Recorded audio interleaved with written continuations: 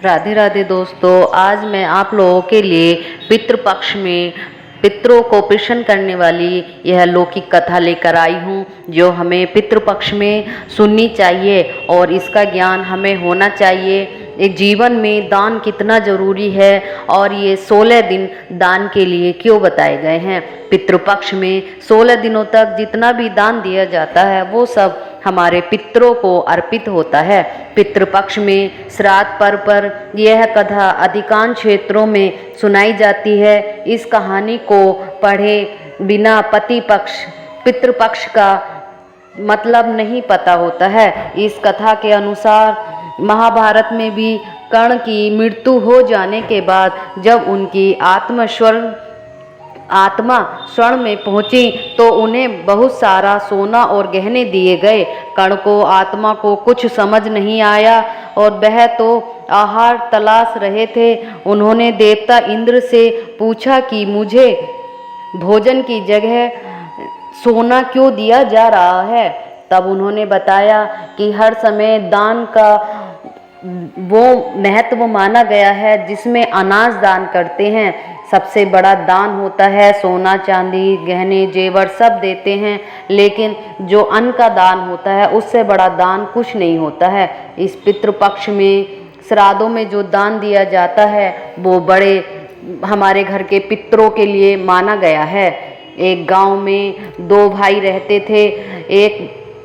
एक वर्ष पितृ पक्ष जो श्राद्धों के लिए माना गया, ये 16 ही दिन क्यों माना जाता है। कहा गया है इसमें यमराज जी अपने यहाँ से पितरों को 16 दिन श्राद्ध के लिए भेजते हैं, जो 29 सितंबर से 14 अक्टूबर तक रहेगा। इस दिन अमावस्या के दिन समाप्त होते हैं। सभी का लास्ट श्राद्ध अमावस को निकलता है। इस वर्ष शनिवार सन 2023 का श्राद्ध बहुत ही महत्वपूर्ण है। पितृपक्ष सितंबर में ही आते हैं। पितृपक्ष प्रारंभ हो रहे हैं और इन दिनों श्राद्ध पक्ष की लौकिक कथा पढ़ने का विशेष महत्व माना है। दोस्तों, इस वीडियो में मैं आप लोगों के लिए पितृपक्ष की कथा की जानकारी लेकर आई हूँ। अगर मेरा चैनल झलक दानी अच्छा लगे तो लाइक करें, सब्सक्राइब करें और आगे की जानकारी मैं आप लोगों तक लेकर आती रहूँगी। पितृपक्ष की लौकिक कथा के अनुसार जोगे तथा भोगे 2 भाई थे जो एक गांव में रहते थे। दोनों अलग अलग रहते थे। जोगे धनी था और भोगे निर्धन। दोनों में परस्पर बड़ा प्रेम था। जोगे की पत्नी को धन का अभिमान था, किंतु भोगे की पत्नी बड़ी सरल हृदय की थी। पितृपक्ष आने पर जोगे की पत्नी ने उससे पितरों का श्राद्ध करने के लिए कहा, तो जोगे इसे व्यर्थ का कार्य समझकर टालने की चेष्टा करने लगा। किंतु उसकी पत्नी समझती थी कि यदि ऐसा नहीं करेंगे तो लोग बातें बनाएंगे। फिर उसे अपने मायके वालों को दावत पर बुलाने और अपनी शान दिखाने का यह उचित अवसर लगा। वह बोली, आप शायद मेरी परेशानी की वजह से ऐसा कह रहे हैं, किंतु इसमें कोई मुझे परेशानी नहीं होगी। मैं भोगे की पत्नी को बुला लूँगी, दोनों मिलकर सारा काम कर लेंगे। फिर उसने जोगे को अपने पीहर न्योता देने के लिए भेज दिया। दूसरे दिन उसके बुलाने पर भोगे की पत्नी सुबह सवेरे आकर काम में जुट गई। उसने रसोई तैयार की, अनेक प्रकार बनाए, फिर भी काम निपटाकर अपने घर आ गई। आखिर उसे भी तो पितरों का श्राद्ध तर्पण करना था। इस अवसर पर ना जोगे की पत्नी ने उसे रोका और वह न रुकी। शीघ्र ही दोपहर हो गया। पितृ भूमि पर उतरे। भोगे के पितर पहले जोगे के यहाँ गए तो क्या देखते हैं कि उसके ससुराल वाले वहाँ भोजन पर जुटे हुए हैं। निराश होकर भोगे के यहाँ गए। वहाँ क्या था, माता पितरों के नाम पर आज्ञारी दी गई थी। पितरों की उसी राख चाटी और भूख की नदी के तट पर जा पहुँचे।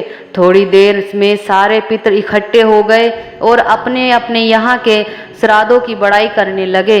जोगे भोगे के पितरों ने भी अपनी आप बीती सुनाई। फिर वे सोचने लगे, अगर भोगे समर्थ होता तो शायद उन्हें भूखा न रहने पड़ता, मगर भोगे के घर में तो 2 चून की रोटी भी खाने को नहीं थी। यही सब सोचकर उन्हें भोगे पर दया आ गई।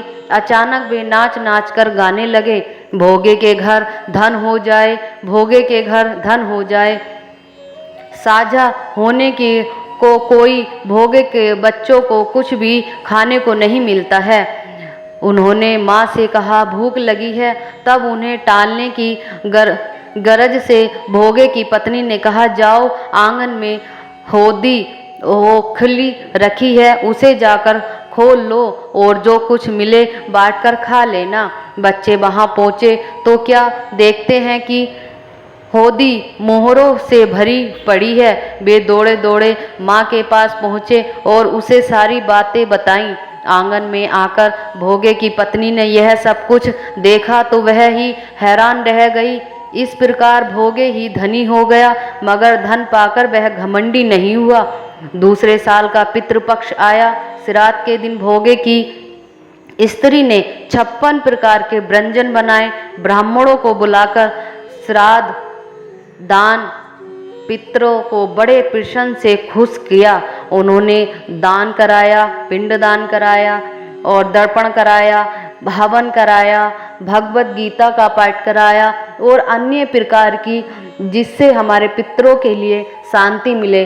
दोस्तों, इस कहानी से दर्शाया गया है कि पितृ भाव के भूखे हैं, खाने के भूखे नहीं हैं। अगर आप भाव से उन्हें कुछ भी बनाकर देते हैं तो वो उनकी आशीर्वाद आपके ऊपर बना रहता है। दोस्तों, कहते हैं इन 16 दिनों में जितना आप दान कर सकते हैं वो हमारे पितरों को लगता है, और इन दिनों में पितरों का आशीर्वाद पाने के लिए हमें भाव से बनाकर उनके लिए श्राद्ध करना चाहिए। इन श्राद्ध के दिन ही उन्हीं के लिए माना गया है। जो दान हम अच्छा सा करते हैं वो भी हमारे पितरों को लगता है, लेकिन हम सोचते हैं कि हम किसी को दान क्यों दें।